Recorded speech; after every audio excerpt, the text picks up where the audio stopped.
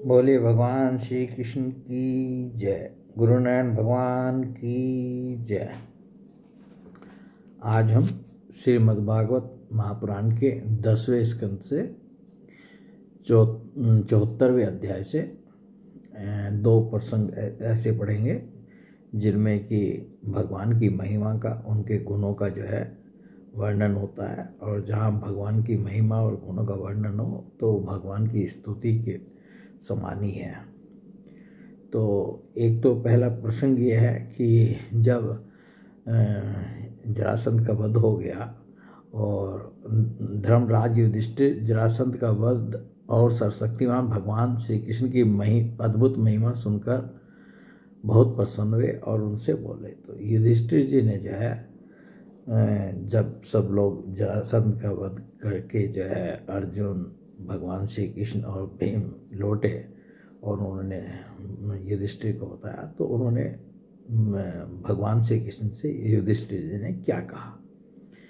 धर्मराज युधिष्ठिर ने कहा, सच्चिदानंद स्वरूप श्री कृष्ण त्रिलोकी के स्वामी ब्रह्मा, शंकर आदि और इंद्र आदि लोकपाल सब आपकी आज्ञा पाने के लिए तरसते रहते हैं, और यदि वह मिल जाती है तो बड़ी श्रद्धा से उसको सिरोधार्य करते हैं।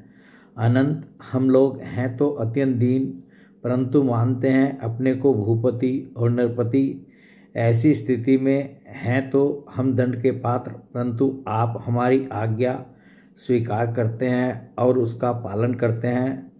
सर्वशक्तिमान कमलनयन भगवान के लिए यह मनुष्य लीला का अभिनय मात्र है। जैसे उदय अथवा अस्त के कारण सूर्य के तेज में घटती या बढ़ती नहीं होती, वैसे ही किसी भी प्रकार के कर्मों से न तो आपका उल्लास होता है और न तो ह्रासी, क्योंकि आप सजातीय, विजातीय और स्वगत भेद से रहित स्वयं पर ब्रह्म परमात्मा हैं। किसी से पराजित न होने वाले माधव, यह मैं हूँ और यह मेरा है तथा यह तू है और यह तेरा, इस प्रकार की विकार युक्त भेद बुद्धि तो पशुओं की होती है।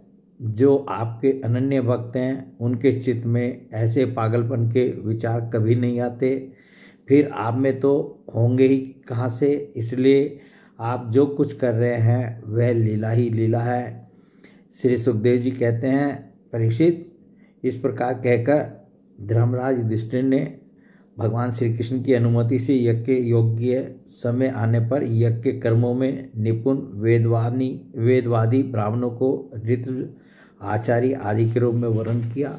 जो अश्वमेध यज्ञ युधिष्ठिर जी करने जा रहे हैं उसके लिए उन्होंने ऋतु आचार्यों को वर्ण किया। इसके बाद ऋतु ब्राह्मणों ने सोने के हलों से यज्ञ भूमि को जुतवा कर राजा युधिष्ठिर को शास्त्रानुसार यज्ञ की दीक्षा दी।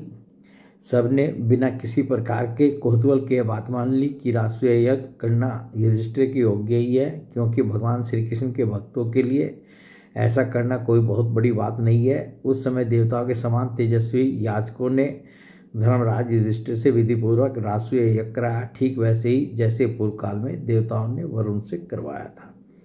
अब सब सभासद जो है लोग इस विषय पर विचार करने लगे कि सदस्यों में सबसे पहले किसकी पूजा, अग्र पूजा होनी चाहिए।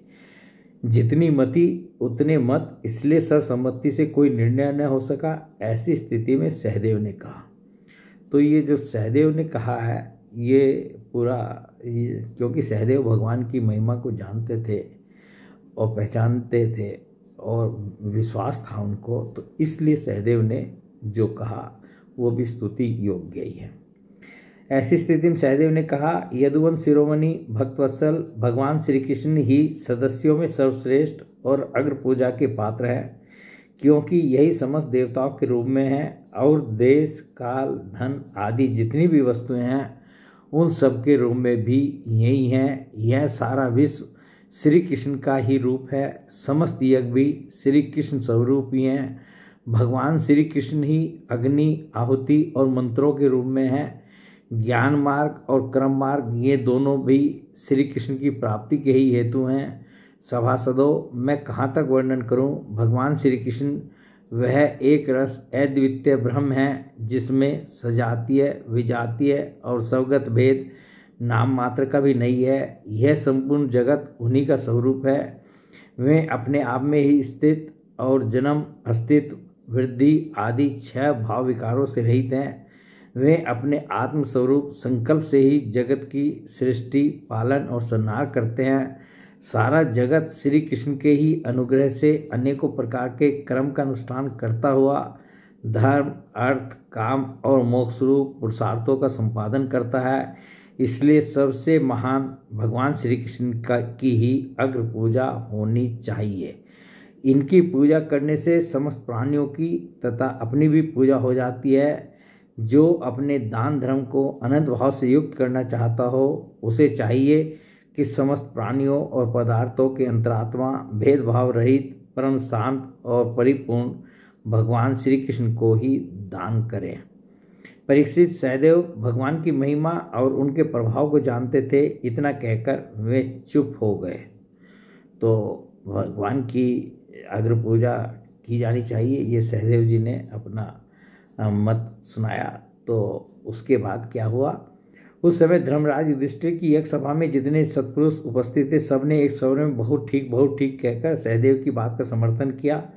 धर्मराज युधिष्ठिर ने ब्राह्मणों की आज्ञा सुनकर तथा सभासदों का अभिप्राय जानकर बड़े आनंद से, प्रेमोद्रेक से विवल होकर भगवान श्री कृष्ण की पूजा की। अपनी पत्नी, भाई, मंत्री और कुटुंबियों के साथ धर्मराज युधिष्ठिर ने बड़े प्रेम और आनंद से भगवान के पांव पखारे तथा उनके चरण कमलों का लोक पावन जल अपने सिर पर धारण किया।